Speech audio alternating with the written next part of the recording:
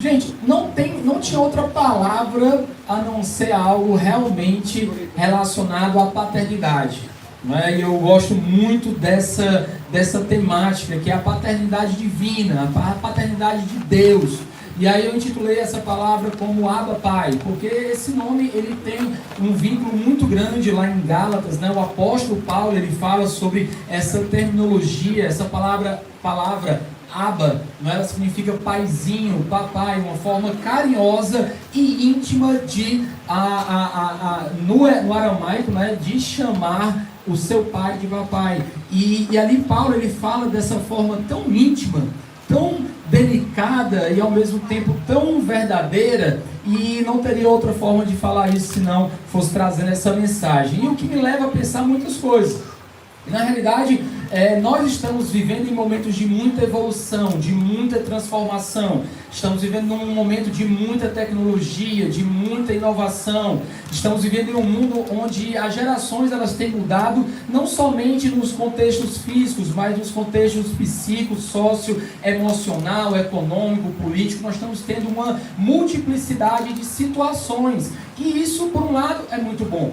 Mas, por outro lado, também traz algumas questões, principalmente no que se refere à família, no que se refere à contextualização da família e quanto ao cerne daquilo que é família, principalmente aquilo que nós temos acerca do que a palavra de Deus fala.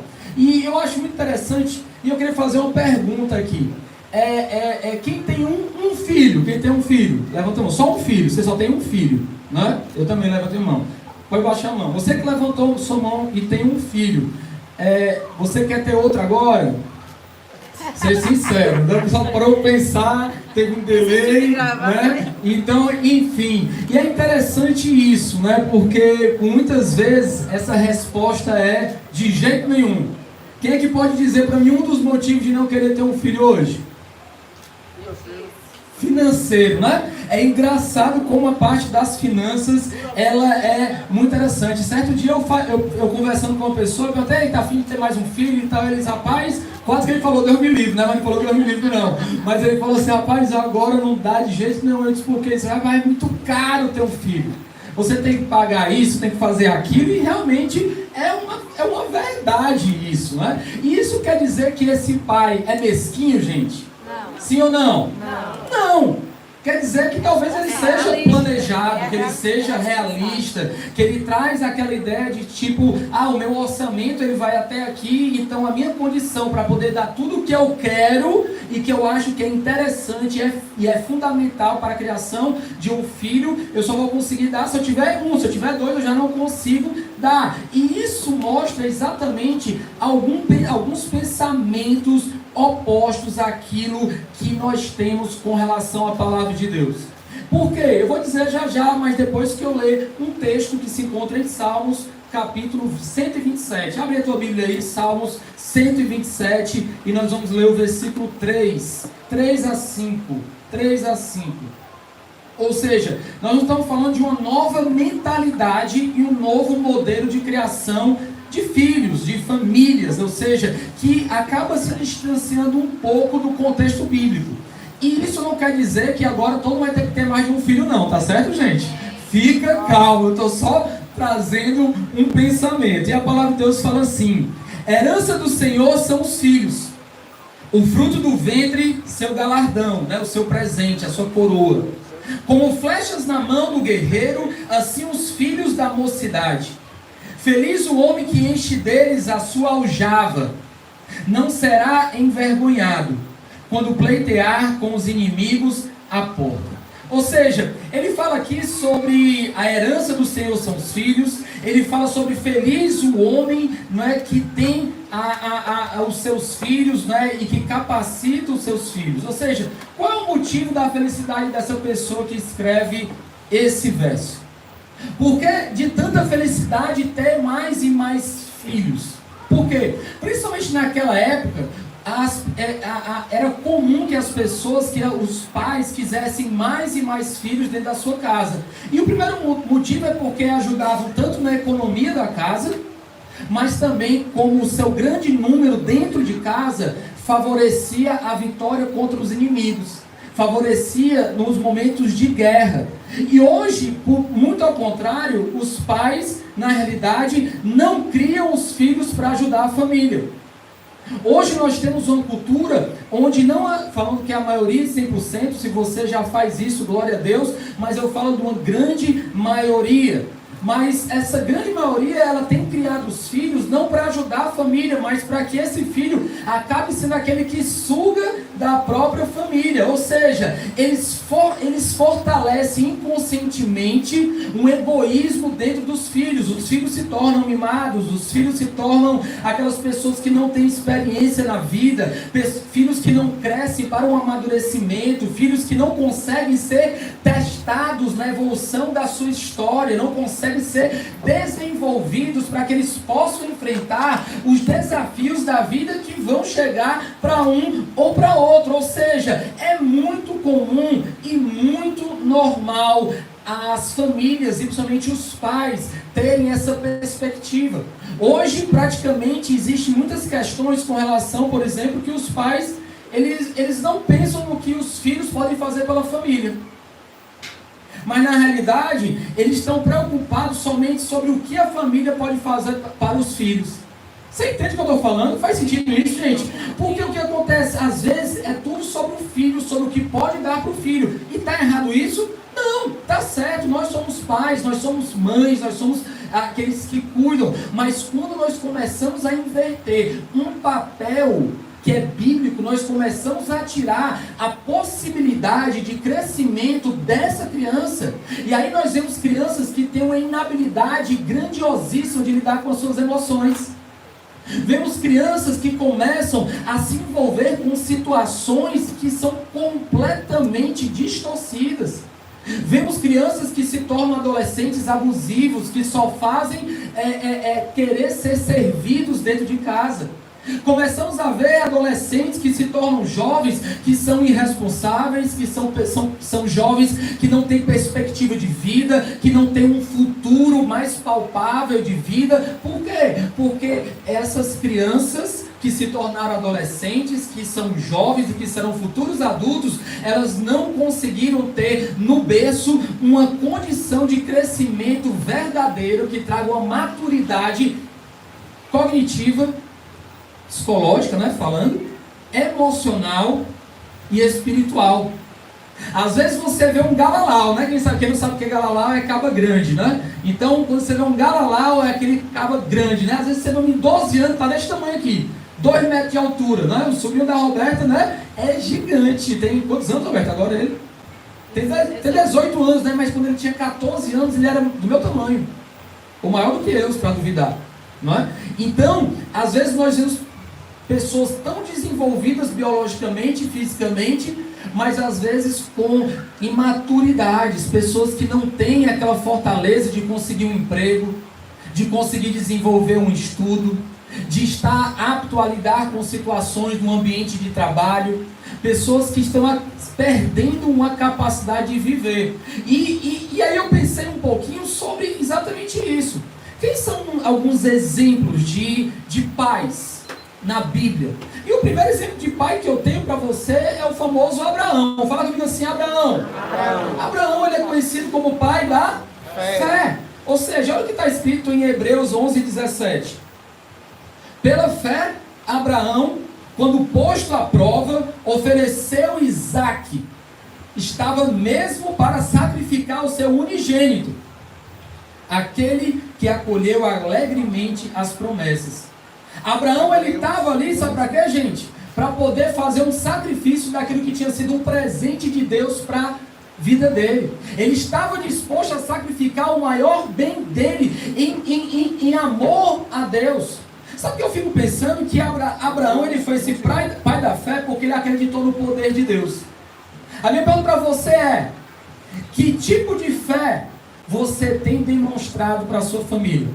E hoje para os pais, e hoje para as mães, e hoje para aqueles que cuidam dos filhos de outro alguém, aqueles que desempenham o papel de pai e de mãe. Que tipo de fé você tem deixado que os seus filhos leiam em você? Porque deixa eu te falar uma coisa, é muito lindo falar, gente. Sabe? É muito bonito falar. É muito gostoso ouvir uma pessoa que tem um conteúdo bom e fala uma coisa interessante de uma maneira super legal. É maravilhoso. Mas deixa eu te falar, aquilo que fica é aquilo que vê.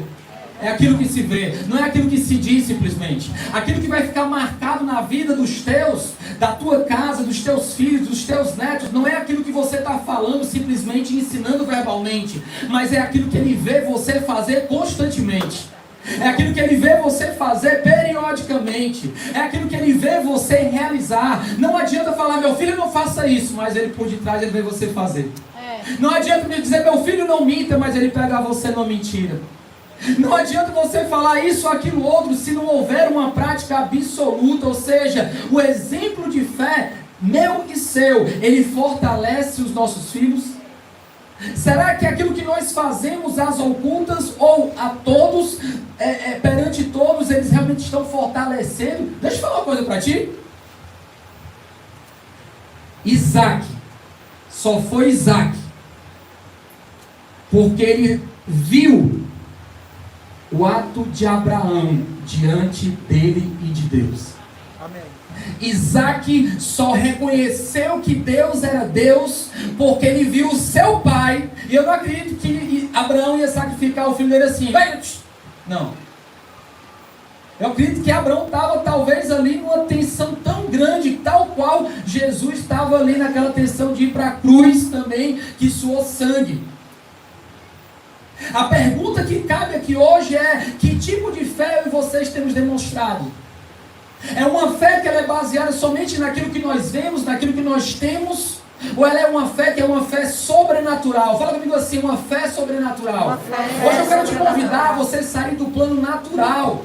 Eu quero te convidar a você sair do plano mediano e você elevar o seu nível de mentalidade, de espiritualidade, de emoções, para que você possa enxergar a vida do jeito que ela é. Hoje eu e você precisamos sair mais cheios de fé. Ei, o que está faltando na tua casa, meu irmão?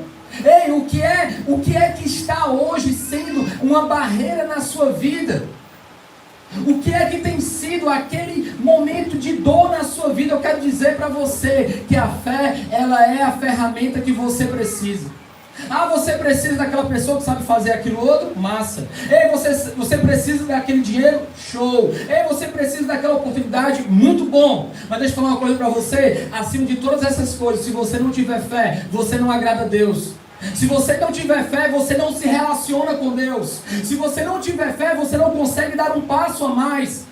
Por isso que as pessoas, às vezes, elas ficam estagnadas na vida, ficam estagnadas em processos, em situações, ficam paralisadas no negócio, às vezes, ficam paralisadas em relacionamentos, ficam paralisadas emocionalmente, fisicamente. Sabe por quê?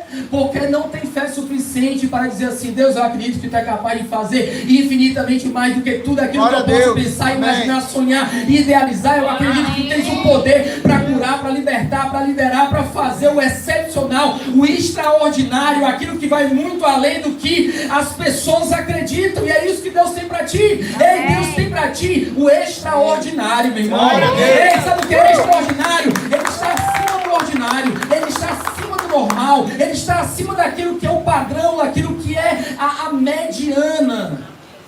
Deus, ele é um Deus de fé. E Abraão, ele fala sobre isso. Só que existe um outro pai chamado Jó. Fala comigo, Jó.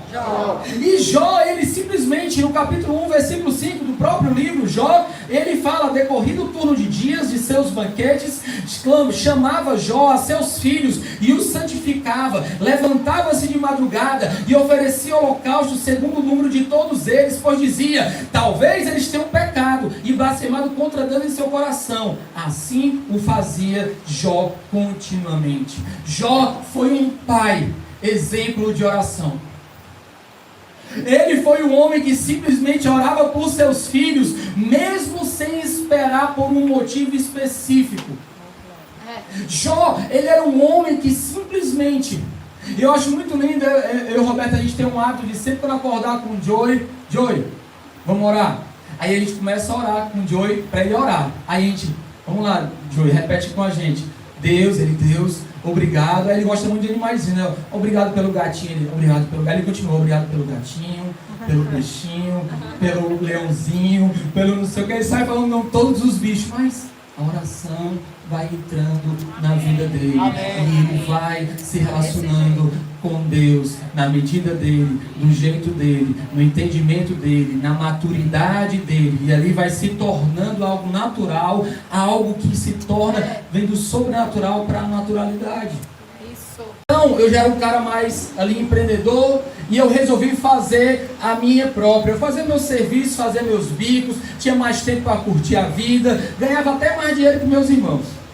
Aí ele disse que, nos seus 14 anos, quando ele começou, ele chegou em casa um dia, o pai dele estava sentado com um amigão dele, né, um cara que já tinha uma empresa e tudo. Ele cumprimentou os dois, entrou, foi em casa, bebeu um copo, foi na cozinha, bebeu um copo d'água. No que voltou, o pai falou assim: meu filho, vem cá. Ele veio, já falou aqui com o fulano. Aí ele, tudo bom e tal, cumprimentou ele de novo e tudo. Ele falou assim: cumprimente seu novo chefe. Aí o menino olhou assim, ele olhou, né, e disse assim: meu novo chefe? Como assim?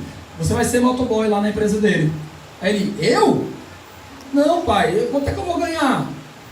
Aí ele disse: meu filho, não está mais em discussão isso aqui não. Você vai ser o motoboy da empresa dele.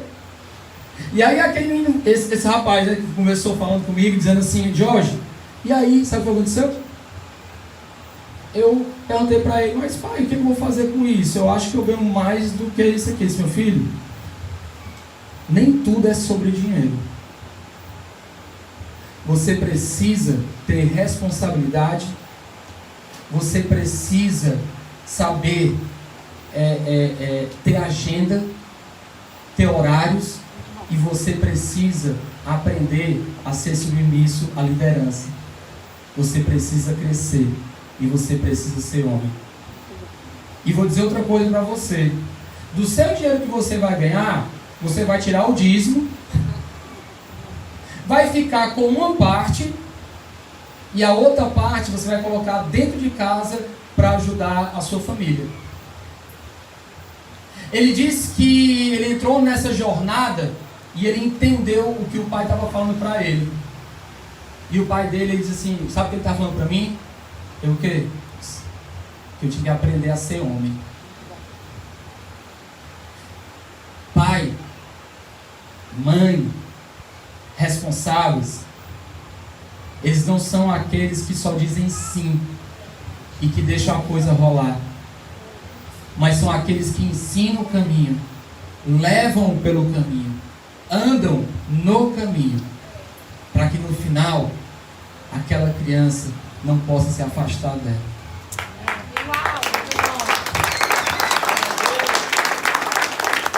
Sabe, gente, isso tudo mostra algo para mim. Mostra sobre como Deus age com a nossa vida. Deus, Ele é um Deus que Ele é o nosso Pai eterno. Ele é tudo aquilo que nós precisamos. E às vezes nós não compreendemos esse vínculo de amor que Ele tem conosco. Sabe, é interessante que lá no livro de João, Jesus, entre o capítulo 12 e 17, ele começa uma conversa com os discípulos muito profunda. Muito profunda. E ele fala ali sobre verdades espirituais poderosíssimas. E ele chega ao momento de ter uma oração e orar a Deus. E é tão interessante que nesse intervalo de capítulos, quase que por mais de 50 vezes, fala comigo assim, 50 vezes, 50 vezes, Jesus se refere a Deus como Pai. Do capítulo 12 ao 17 do Evangelho de João, mais ou menos cerca de 50 citações que o próprio Jesus faz referente a Deus, é chamando de Pai. Isso fala muito para mim, porque quando Jesus fala de Pai, ele traz várias perspectivas, e a primeira deles é que, olha aqui para mim, Deus, Ele é um Pai provedor. Ele é um Pai que providencia. Ele é um Pai que gera na nossa vida aquilo que nós mais necessitamos. Deus, Ele é um Pai, sim, que Ele olha as nossas lágrimas caindo e que Ele vê os desafios que passamos. Deus é um Deus que Ele na hora certa, Ele sabe dizer o sim, mas Ele também sabe dizer o não. E bendito seja o nome do Senhor em qualquer história, em qualquer momento, em qualquer situação. Deus, além de ser esse Pai provedor, que a própria criação, eu estava conversando outro dia com alguém, não sei se foi aqui, eu falar no trabalho, e eu dizendo assim, meu irmão, falar no trabalho. Foi um cara lá, um mexicano, né, ele perguntando se eu já tinha ido em Foz do Iguaçu. E aí a gente conversando, e eu dizendo, ele falando da viagem dele, eu falei assim, cara, eu já vi Niagara Falls, as cataratas do Niagara, e já vi Foz do Iguaçu. Nada se compara a Foz do Iguaçu. Aquelas cataratas caindo, água que não acaba, e você fica vendo aquele barulho de água sem parar, e diz assim, meu Deus, de onde é que vem essa água? De onde é que vem essa provisão? De onde é que vem essa abundância? De onde é que vem? De onde é que vem tudo isso? A única sensação que eu tive quando cheguei em Foz do Iguaçu, nas cataratas lá, foi dizer assim, Deus. Só Deus. Só Deus. Só Deus pode fazer algo tão grande, tão poderoso, tão inesgotável. A criação, ela já é a própria evangelização calada. Quando você olha flores como essa, quando você olha uma vegetação como essa, quando você olha simplesmente essa pessoa do seu lado, com todas as células correndo de dentro ali dele, levando todos os nutrientes que precisa. Mas Deus, Ele também é um Pai amoroso. Gálatas 4:6 diz, e porque vocês são filhos, Deus enviou o Espírito de seu Filho ao coração de vocês, e Ele clama, Abba, Pai, Paizinho. Um Deus de amor. Um Pai que cuida. Um Pai que zela. Um Pai que todo tempo está ali. E aí, um certo dia, o Joey um pouquinho mais novo e tem uma mesa mais ou menos da altura da cabeça dele. Eu até contei isso uma vez, um tempo atrás. Mas isso marcou tanto minha vida que tem vezes que ele está andando, eu fico andando atrás dele, dentro de casa, para ir protegendo ele das coisas, né, das peripécias, né, dos finos, né, que ele... E aí várias vezes eu fazia assim, eu colocava a mão na quina, porque ele ia lá e tacava a cabeça na quina, só que estava a minha mão. E aí Deus pegou e ministrou no meu coração, meu filho, é assim que eu faço contigo. Eu coloco a minha mão nas quinas das mesas que você tem tentado bater a cabeça. Amém. Aquelas que você propositalmente tenta e aquelas que você nem sabe que está indo bater a cabeça. Assim é Deus na tua vida. Você não tem noção o quanto Deus Ele tem colocado a mão na quina da mesa para que você pudesse estar aqui hoje. Você não tem noção o quanto Deus Ele já caminhou atrás de você e vendo você correr, às vezes desesperadamente, emocionalmente abalado, espiritualmente, sabe, fraco, perguntando os porquês da vida, e Deus apenas dizendo, meu filho, eu tenho o controle de todas as coisas. Amém. Eu estou contigo todos os dias. Amém. Eu sou contigo. Amém. Deus, Ele é um Pai que é protetor, mas também é um Pai que é eterno. E eu acho interessante porque eu acho que a maioria dos pais e mães se angustiam em uma parte da vida, quando eles sabem que não vão poder estar para sempre com seus filhos. Eu acho que isso é uma das dores que os pais eles vivem. Saber que vai chegar um momento natural da vida que os mais velhos morrem primeiro e os filhos mais novos ficam, e ficar com aquele pensamento, e o que vai ser do meu filho? E aí, eu não vou estar aqui para poder cuidar dele. Eu não vou poder aqui para proteger. Isso é uma verdade que todos que são pais e mães vão viver um dia. Mas isso me trouxe outro pensamento. Que Deus, Ele é um Pai eterno. Que Ele sempre, em todo o tempo, vai estar comigo e com você. E que nós que somos pais terrenos podemos dizer assim, Deus, eu posso até não durar para sempre estar com meu filho, mas eu sei que o Senhor está. E eu sei que o Senhor cuida. E eu sei que a promessa que o Senhor me deu já é tão grande, já é tão forte. E eu me seguro em Ti. Eu me agarro em Ti. Eu me abraço em Ti. Eu busco a Ti. E Te entrego os meus filhos, os meus netos. Porque eu sei que não é a minha preocupação que salva, não é a minha ansiedade que livra, mas é a minha entrega a Ti. Amém. Que muda toda e qualquer situação. Amém, Senhor. Verdade. Mas por fim, Deus, Ele é um Pai que é um Pai salvador. Amém. Ele é um Deus que salva.